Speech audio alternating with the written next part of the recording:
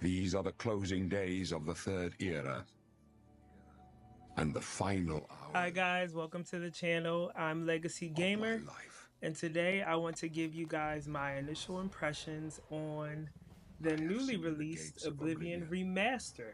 beyond which no Yes, waking I eye can't may believe see. I'm saying it because it's finally here. Somebody pinch me.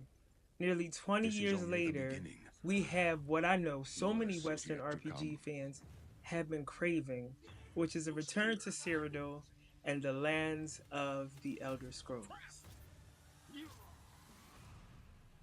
Thoughts on the graphics, gameplay improvements, Who now will save us from the changes to coming spell darkness? effects, menu and inventory management, and my experience in my first 20 hours with the game.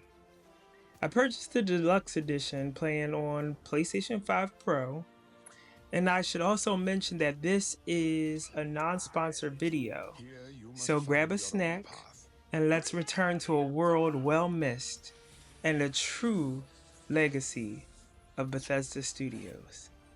The Elder Scrolls Oblivion Remastered. Find him, and close shut the jaws of Oblivion.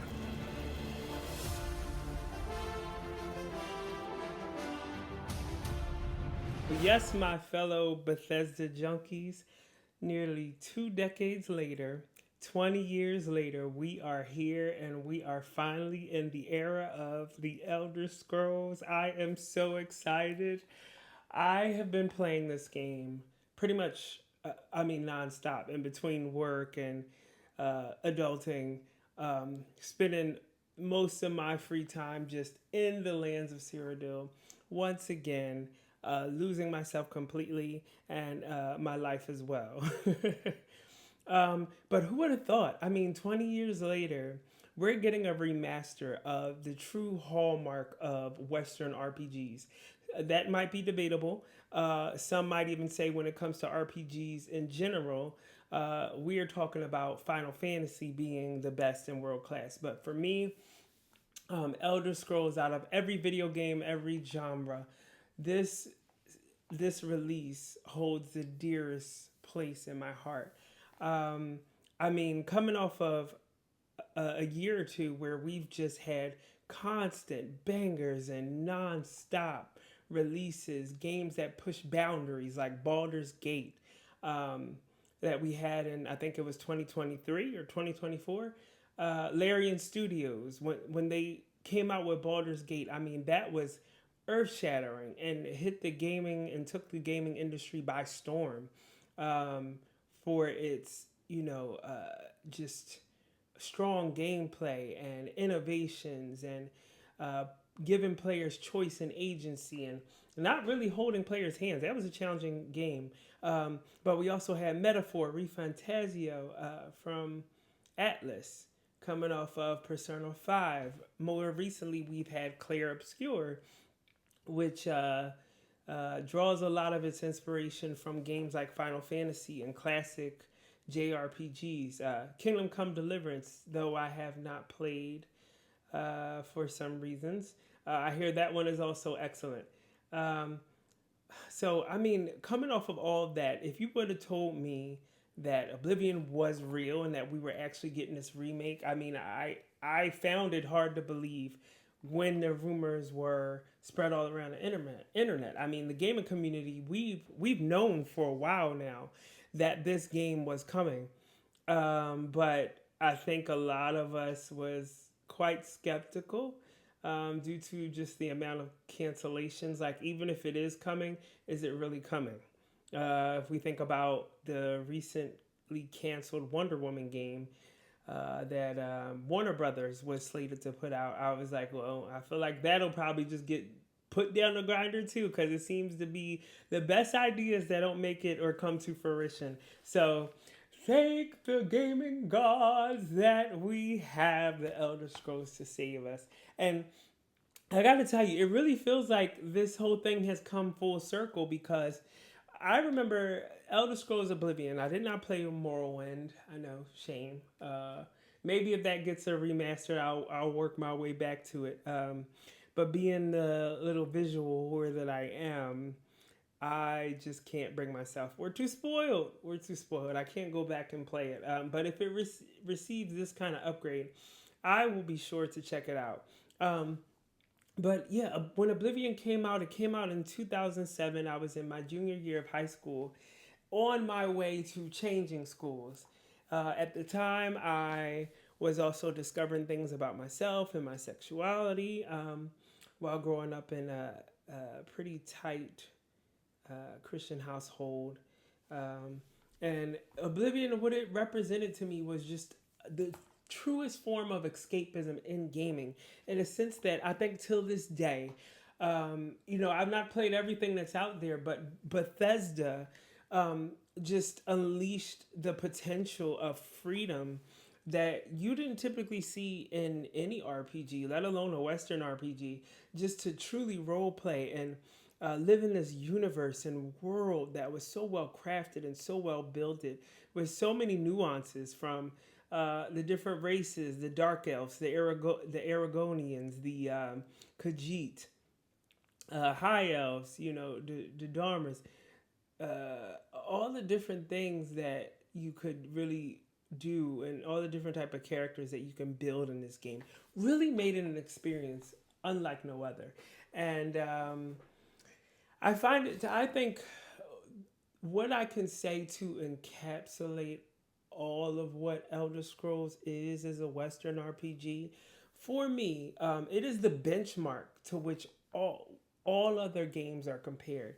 No matter what genre, can I really lose myself in this game? Can I really lose hours exploring the world? Talking about an open world, this game till this day is truly, really is open, and we'll get into some more of it. Noticeable in this remaster is the lighting effects. Lighting feels a lot more real. Shadows are darker. In the opening segments, you can really make out the differences and how the Emperor's looks and his clothing, and even how fabric moves a little bit more realistically. Not in a way that you would expect out of a modern AAA release like Assassin's Creed Shadows, but far, far improved than what we've usually seen. Weather effects are there's weather effects now, so kind of how snow falls, you kind of see the snow on the armor. If it's raining, you and other characters that are in the rain appear more wet. The skybox looks far improved when you look out over, if you're scaling a mountain and you look out over Cyrodiil and you see the capital, the imperial capital, standing tall in the sky. Along with water reflections, look absolutely amazing. Running animations is probably one of the best improvements in this remaster. I mean, it feels really good to run, and that was surprising to say. They've overhauled the sword fighting mechanics. In the original, it was kind of like a really stiff stick fight. But the new sword swinging animations, as well as drawing a bow, all of it has been slightly tweaked to feel a little bit more modern. There's also hit impact. You get a feedback in the controller. Works well on the DualSense controller, the PlayStation 5 DualSense controller. But the hit feedback is amazing. Spell effects was probably the most underwhelming feature of this remaster, but I wouldn't consider that to be it wasn't terrible. The spell effects still look really, really good for this remaster. I think I was kind of hoping for more spell effects similar to how Skyrim did it, just because I really enjoyed the effects with fireballs, from standard fireballs to ones that explode, to the Emperor Palpatine Sith lightning magic you can do, and then eventually do the Kamehameha type blast. Correct me if I'm wrong. I don't think you could do that with fire. That was just exclusive to lightning. But put that in chat and so we can discuss. But yeah, the races look far improved. I mean, the Aragonians look sick. Like they look scary, but they look so cool. The teething animations and even how the eyes look. And one thing I'll mention on spell effects, clairvoyance. I don't want to spoil how it's done for those who played the OG version, but the spell clairvoyance, which shows you your way and navigates you around the map, the way it works now is just it's brilliant. I think they realized how much that was used. Funny fact is actually in the original, I didn't discover the spell clairvoyance till I was well into like 90 hours into the game. So, little fun detail there. So yeah, on graphics and sound, the sound I play with the standard PlayStation 5 3D audio headsets, and the sound was really good. Sounds about the same as it did in the original, except a little bit more high definition. Like they definitely did some work there in the audio department.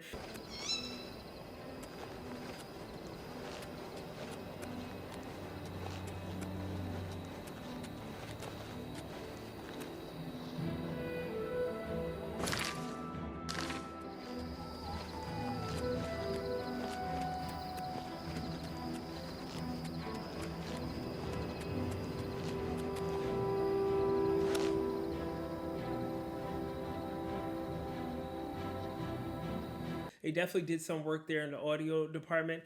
The only thing I would say negative about that is some of the voiceovers didn't seem to receive the update. And when you play the game, again, minor gripe, and it's a Bethesda game, so we've come far to expect those type of idiosyncrasies in Bethesda Jink, but that's why we love them, right? Your feast has arrived. That's all I'll be needing you for. Look out! Ah! Oh! Oh! Ah! So, yeah, the sound effects, it would dip in and out in conversation. Like at one moment, I would hear the dialogue and it would sound enhanced, sound clear, sound remastered, but then a character would say something, and then the next sentence, their voice would kind of sound drowned out, like they're almost in a tunnel. And I'm like, oh, that's the old game sound quality. They missed the update, but far be it from me to condemn them for that, because this is a game that has over 6,000 lines of dialogue. A lot of it played by the same voice actors, which is hilarious. Listening to it again, because by modern standard, if this was not a remaster, people would be like, okay, this is like the same 5 people for, I don't know, over 1,000 characters in the game. It's hilarious. But all in all, I would say graphics and sound, it exceeded expectations, to say the least. Exceeded expectations. So really, really glad there. Good job, Bethesda.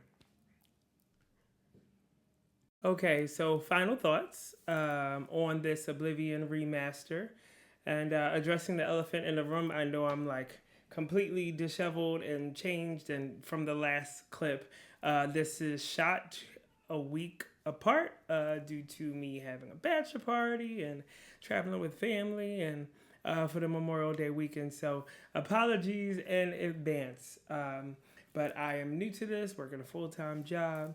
But this is a passion of mine, so it'll be interesting to embark on this, and hopefully you guys continue to enjoy the content that I put out. But wrapping up my final thoughts on this Oblivion Remastered. I mean, so yes, I can definitely say that this is an absolute buy. I'm hesitant to make this a full review or do a full review, though I will do one once I get through Clair Obscure Expedition 33. It's also another big release that I plan to give an initial impressions video or do a review. But expect that this month.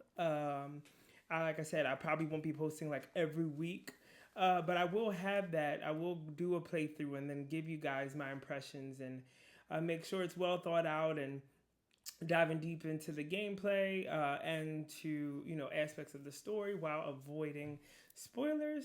I hear that's a little difficult with that title, but definitely look for the Clear Obscure Expedition 33 impression/review. For now, I will say Oblivion Remaster is most definitely a buy.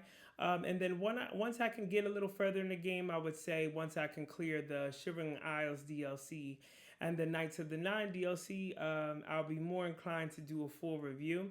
But like I said, this one's near and dear to my heart. So I am careful to give you too much opinion that might be tinted by rose-colored glasses. But for now, this has been Legacy Gamer, and you have been you. Thank you for joining me, and I'll see you guys in the next one. Bye-bye for now.